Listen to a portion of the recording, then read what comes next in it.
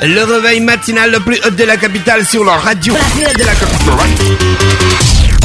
Du lundi au vendredi, de 7h à 10h. Vous êtes sur les 104.5 Urban FM, la station urbaine, et vous écoutez le La Fresh Morning. C'est le réveil matinal le plus haut de la capitale sur la radio, la plus haute de la capitale. Merci à tous les auditeurs bien connectés et ceux qui prennent plaisir à partager ces moments de musique avec nous sur les 104.5. On rappelle donc après la rubrique le petit clin d'œil civique, on a donc Gina Olivier, c'est ça? Oui, on a Olivier Menyaminta du site www.jobgabon.com. D'accord, le job board. Oui, le job board, le numéro 1 des job boards au Gabon. D'accord, Parce ok. que l'ONU n'a pas encore de site internet. D'accord. Donc on ne vient pas en fait. Non, j'en dis déjà, c'est pas pour empiéter sur l'ONU quoi. Voilà, parce que leur site n'est pas encore prêt. Voilà. D'accord. Olivier, bonjour. Bonjour PDG. Comment tu... Comment tu vas ce matin? Tu as passé un bon week-end? Oh, un excellent week-end à regarder la télévision, à suivre les actualités politiques, sociales et culturelles. Ah donc tu as vu l'élément de Gabon Télévision sur le lycée de Lomé? Non, pas celui-là, j'ai vu l'intervention magistrale de l'avocat du président Ali Bongo à la télévision. Ah d'accord, ça va faire l'objet d'une autre Parce rubrique. que Mosley, ça va chauffer. Alors Olivier, ce matin, on va parler de quoi? On va s'exprimer Je suis un peu gêné parce que la question est très sensible. Avec beaucoup de patriotisme, on va évoquer l'épineuse question de l'emploi de la main-d'œuvre étrangère dans notre pays. Pourquoi c'est un problème? Pourquoi tu dis c'est sensible? Parce que au fond, ça provoque un certain nombre de détériorations du climat social dans de nombreuses entreprises. Comment ça? Explique-nous. C'est-à-dire que aujourd'hui, la conjoncture économique étant particulièrement difficile, donc le chômage aujourd'hui, tout le monde le sait, c'est 20% de la population active et qui concerne majoritairement les jeunes, diplômés ou non diplômés, donc une massification du chômage chez les jeunes qui ont entre 16 et 35 ans, qui constituent donc les forces vives de ce pays. Donc dans un contexte comme celui-là, effectivement, ça peut faire renaître des relents très particuliers sur la question de l'emploi, notamment sur les métiers pour lesquels les Gabonais estiment être déjà compétents. Comment tu as organisé notre entretien de ce matin? Bon, j'ai organisé en deux parties. C'est que je voulais déjà saisir l'occasion pour répondre de façon négative à une question qui avait été soulevée par un très controversé journal sur le racisme et la xénophobie de bonne loi des Gabonais et qui fluctuerait au gré des conjonctures économiques. Donc, vous dire à ces messieurs de ce journal très réputé à dimension mondiale que les Gabonais ne sont ni des xénophobes ni des racistes et que, comme dans tous les pays du monde, quand la conjoncture, le climat social est plus ou moins particulier, des relents peu valorisants peuvent s'exprimer. Ça, c'est la première chose. Peut-être la deuxième chose, repréciser le contexte dans lequel les mots qui ont été employés, qui m'ont profondément en tant que panafricain, en tant que citoyen du monde, un peu égratigné, dire que au fond le racisme, tout le monde le sait maintenant aujourd'hui, c'est une petite parenthèse, c'est une caractéristique atavique occidentale qui reposerait sur des présupposés fondements scientifiques, nourris, fécondés, théorisés, sanctifiés par le comte de Gobineau, et tant d'autres. D'accord. Peut-être revenir maintenant sur notre sujet. Ouais, c'est ce que je voulais dire. Peut-être revenir maintenant sur notre sujet. Alors, je repose ma question. Comment est organisé notre entretien de ce matin? Sur deux points. Première chose, donc, il faut fixer le cadre juridique. Deuxième chose, dire un peu les insuffisances. Et puis, troisième chose, faire un certain nombre de recommandations qui nous paraissent pertinentes, un peu indispensables à l'heure actuelle. Juridiquement parlant, est-ce qu'il y a une loi qui dit que... fixons le cadre juridique. D'accord. Ce que vous devez savoir, c'est qu'aujourd'hui, en 2016, il y a deux décrets essentiellement, celui de mai 68, date historique pour l'ex-pays colonisateur. Donc, un décret de mai 68, un décret de juillet 72, qui effectivement aujourd'hui réglemente et constitue l'architecture juridique relatif à l'emploi de la main-d'œuvre étrangère dans notre pays.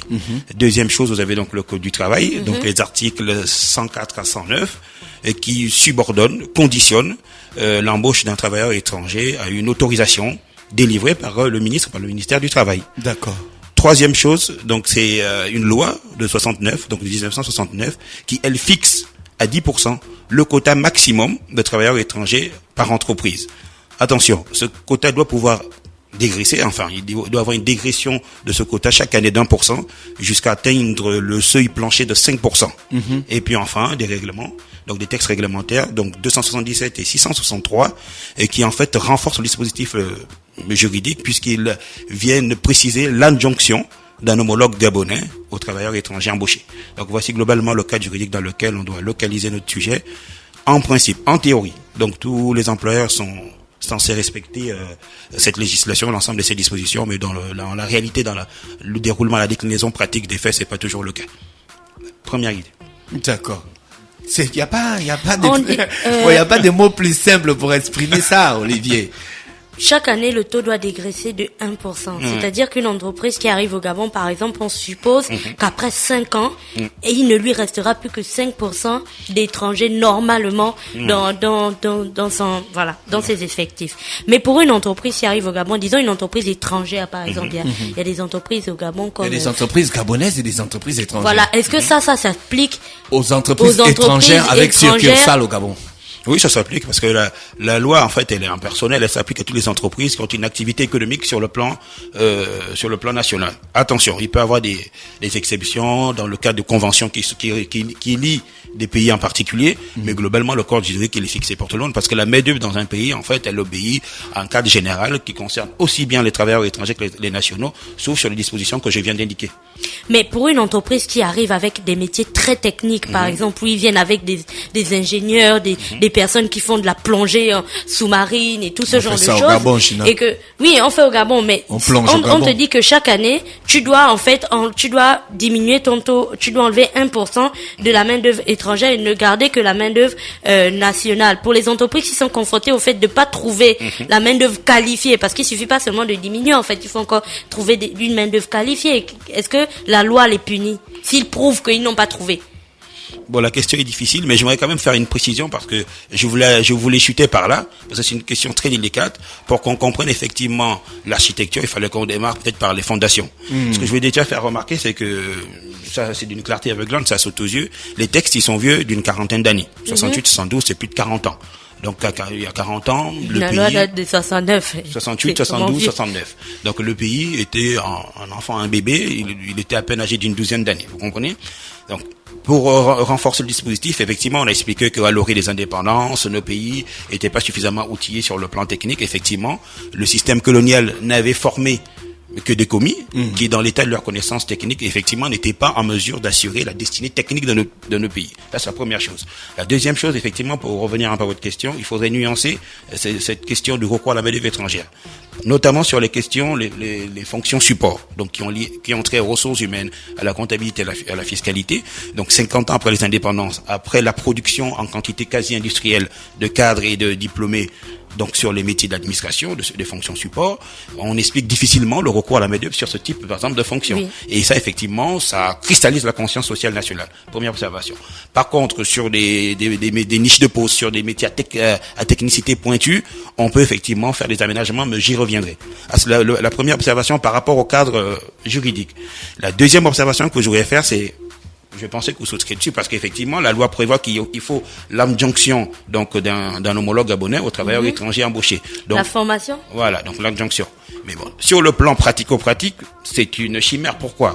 Parce que les entreprises, vous le savez très bien, elles sont tenues par des contraintes financières, etc. Donc elles sont placées sous l'angle de la rentabilité économique immédiate, mais aussi de la rationalisation des coûts. Je vois très mal comment elles pourraient, dans un contexte de crise économique très joindre un Gabonais joindre un Gabonais aux travailleurs étrangers. Un étranger pour qu'il puisse Deuxième chose rester après. Qui nous a paru très évidente, c'est sur le plan humain, sur le plan psychologique.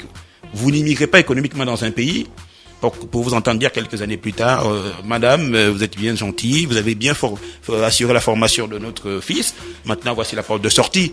Ça se passe pas exactement comme ça, parce que les travailleurs étrangers, ce sont des gens qui sont très sympathiques au demeurant, nous les côtoyons tous les jours.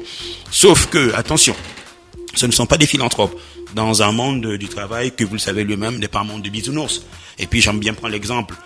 Quand une gazelle qui est pourchassée par un lion veut traverser un cours d'eau tumultueux, elle peut pas fonder ses espoirs sur le crocodile. Vous comprenez? Donc ça, c'est la première chose. Ça, c'était trop fort.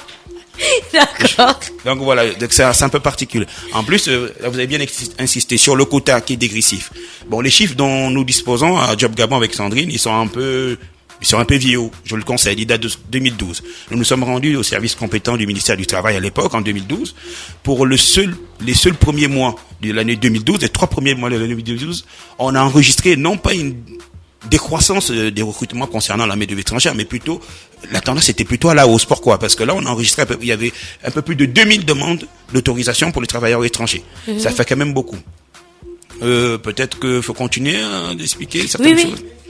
Autre fait qui nous paraît très important, c'est au fait, et parce que là, il touche quand même à une question qui est sensible, c'est le centre névralgique de la question. Donc c'est l'article 105, je l'ai pas sous mes yeux, c'est l'article 105 du Code du travail. Donc qui limite à 2 ans la durée du contrat de travail d'un travailleur étranger, mais qui laisse la latitude à vos entreprises de pouvoir le renouveler à l'infini. Donc vous comprenez? Donc KID du remplacement à terme du travailleur étranger par son homologue gabonais. Ça, c'est la première information. Deuxième chose, il y a un certain nombre d'explications, effectivement, pour revenir à des postes à technicité pointue, à des postes particuliers. Donc, les entreprises, en fait, disent qu'elles ont recours à la main-d'œuvre étrangère parce que les Gabonais, ça c'est l'article qui le dit dans le code, ne répondraient pas aux qualifications requises, qualifications professionnelles requises. Donc voilà, c'est pas précisé. Et donc, ça ouvre aussi des possibilités infinies aux entreprises pour avoir recours à la main-d'œuvre étrangère pour toutes sortes de raisons que je ne voudrais pas nécessairement évoquer ici parce que j'ai dit que la question était extrêmement délicate. Sauf que une qualification requise, tout le monde le sait maintenant aujourd'hui, ça peut renvoyer, non seulement ça peut ne pas prendre en compte le contexte socio-économique et culturel, mais ça peut aussi consister à la recherche du mouton que vous connaissez qui a 5 pattes. Un exemple pour illustrer mon propos. Vous pouvez être à la recherche d'un profil Bac+5, bilingue en anglais, disposant de moins 10 ans d'expérience professionnelle, ayant une expérience professionnelle internationale, mais qui a vécu une fusion-acquisition en international, ou encore qui a une connaissance, c'est l'offre de la semaine dernière, donc qui a une connaissance de l'environnement, de l'exploitation, de la production du pétrole dans une zone comme le Moyen-Orient. Ce type de profil, ça il faut le reconnaître, sont susceptibles d'exister sur les marchés occidentaux, mais il se trouve pas, j'aime bien le dire, il se trouve pas à Bilégué-Biéza. Vous comprenez? On le trouvera pas, c'est clair.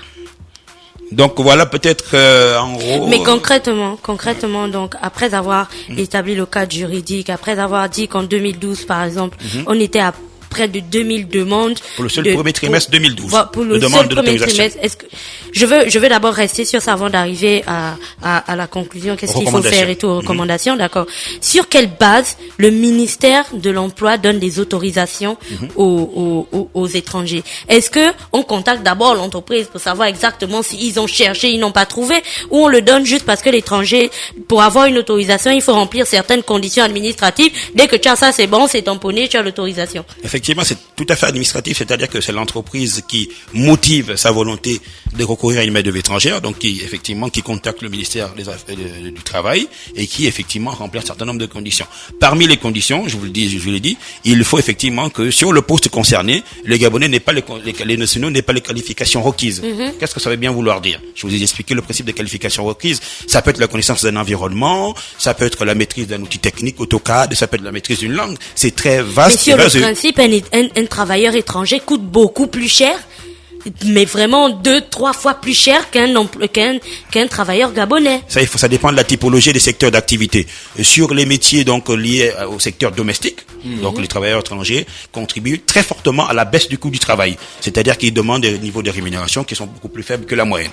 En revanche, par contre, sur les fonctions support, les postes un peu hop, liés à l'administration des entreprises, sur les postes d'ingénierie, effectivement, par leur expertise, leur connaissance du métier, ça il faut pas le nier, les travailleurs étrangers effectivement bénéficient d'un certain nombre d'avantages liés à l'expatriation, liés à un certain nombre de primes, mais effectivement, qui elles aussi encore, puisque ça représente quand même un packaging très important, qui contribue à ce dont je parlais, à la crispation du climat social des entreprises. Alors aujourd'hui, avec la crise, la crise de la baisse du prix du baril du pétrole, on sait bien qu'il y a plein de personnes qui sont déjà soumises à de nombreux plans sociaux, surtout à Port-Gentil, et c'est là-bas qu'il y a aussi la majorité des entreprises qui ont des expats à des postes à responsabilité. Qu'est-ce qu'il faut faire pour essayer d'équilibrer la balance? Parce qu'il y a certaines choses qui fâchent, en fait. Bon, sur le sujet ou plutôt sur votre question? Sur la question.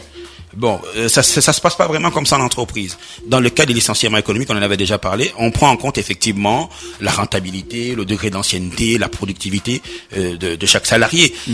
Donc les licenciements ne se font pas en fonction des origines des salariés, vous comprenez? Donc si les ingénieurs, les plongeurs en eau sous-marine, les ingénieurs corioristes, donc qui sont spécialisés sur la route, dans le secteur du pétrole, ce sont des gens qui sont indispensables. Donc on ne peut pas effectivement les licencier parce qu'ils seraient d'origine étrangère, vous comprenez?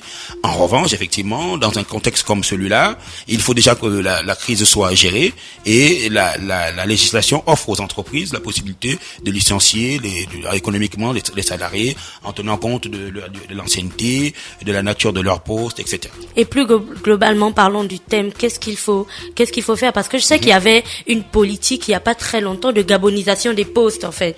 Où en sommes-nous? Bon, la première chose qu'il faut faire, et ça tombe sur le sens. Première chose, c'est qu'il faut actualiser les décrets dont on vient de parler, qui sont vieux de 40 ans, donc il faut les actualiser. La deuxième chose, ça j'insiste, ça devient mon leitmotiv, donc il faut rendre fonctionnel, opérationnel, l'Observatoire national de l'emploi et de la formation. Donc, seules les lumières nous permettraient effectivement d'amorcer le début de la sortie des ténèbres sur la question de l'emploi. Parce qu'à ce jour, nous ne disposons pas de statistiques, nous ne disposons pas de chiffres régulièrement actualisés qui nous permettraient de lire, de comprendre et d'interpréter le marché. Vous comprenez? Nous savons globalement que sur le marché, il y a inadéquation emploi-formation. Donc, ça, tout le monde le dit tout le temps. Mais voilà. Mais c'est une chose que l'équipe de Job Gabon est en train de nuancer parce que vraiment, c'est une vérité de la palissade. Pourquoi? Parce que quand vous regardez sur les fonctions support, donc liées aux ressources humaines, à la comptabilité juridique, vous avez encore un certain nombre de travailleurs étrangers dont la présence ne se justifie pas aujourd'hui. Par contre, sur les fonctions à technicité relative ou pointue, effectivement, on peut dire qu'il y a une inadéquation emploi-formation. Sauf qu'on n'en connaît pas le nombre, parce qu'il faut le nombre, on ne connaît pas les secteurs d'activité qui sont concernés, la typologie, les caractéristiques des métiers. Donc, des statistiques fiables, viables, nous permettraient effectivement d'essayer de remettre les choses à l'équilibre. C'est la première chose. Donc, l'autre chose, c'est qu'effectivement, il faut que nous nous assurions que les recrutements de la main-d'œuvre étrangère, en fait, correspondent bien à des postes sur lesquels les Gabonais n'ont pas de compétences. Ça veut dire qu'il faut que les postes touchent au cœur des métiers, des secteurs d'activité. Autrement dit, imaginez dans le monde du pétrole, le secteur pétrole, recruter un responsable de ressources humaines, alors que les ressources humaines, ça touche à la culture, à la vie, à l'histoire d'un peuple, ça me paraît peu évident. Il vaut mieux peut-être rechercher des ingénieurs choristes, des géologues, etc., qui correspondent plus à des métiers qui sont au cœur de l'activité de l'entreprise. Donc ça aussi, deuxième chose, effectivement, c'est sur la nature du contrat. Comme je l'ai dit, c'est un contrat qui est limité à 2 ans, mais qui est renouvelable à l'infini. Donc nous, on propose de le limiter à 2 ans, renouvelable une seule fois.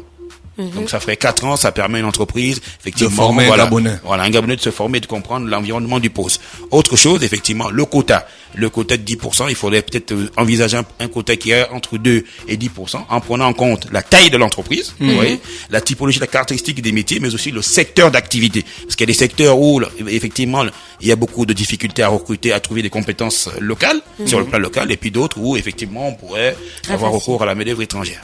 Et puis peut-être dernière petite chose aussi, il faudrait renforcer les moyens opérationnels des inspecteurs, des contrôleurs du travail dans l'accomplissement de leur mission. Voilà globalement l'architecture du travail, vraiment.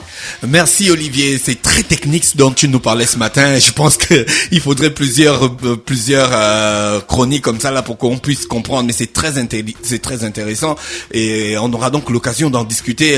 Gina, c'est quand? Mercredi? Oui. D'accord. Mais avant, une dernière question à Job Gabon. Vendredi, on a reçu Eric Bundono, qui est président de l'ABJA, qui parlait du salon de l'emploi et de la formation que l'ABJA organise et qui commencera demain. D'accord. Est-ce qu'on retrouvera les équipes de Job Gabon là-bas, Olivier? Oui, bien évidemment, ça fait partie de les codes de nos métiers. Donc, on sera présent sur le salon du mardi au vendredi, du mardi au jeudi. Donc, on participerait à 3 événements principaux. Donc, il y aura une discussion, une conférence débat sur le marché du travail au Gabon. Donc, les caractéristiques du marché du travail au Gabon. Et nous participerons aussi à l'animation d'un atelier relatif à l'élaboration, au montage de CV, mais surtout à la préparation, la simulation d'entretien physique qui constitue pour nous la clé de voûte, le nœud, enfin la pierre angulaire du processus de recrutement. D'accord. Merci à tous les auditeurs bien connectés sur les 104.5 Urban FM, la station urbaine. C'était Olivier Menyeminsa du site www.jobgabon.com ce matin dans le La Fresh Morning. Urban FM 104.5. Urban FM, toujours dans le barrio, proche des éléments. On fait passer les chariots à chaque événement. Général en costard. Urban FM, c'est cool, c'est fun. En fait, jamais une radio n'avait été aussi musicale. Et si on refaisait le hip-hop?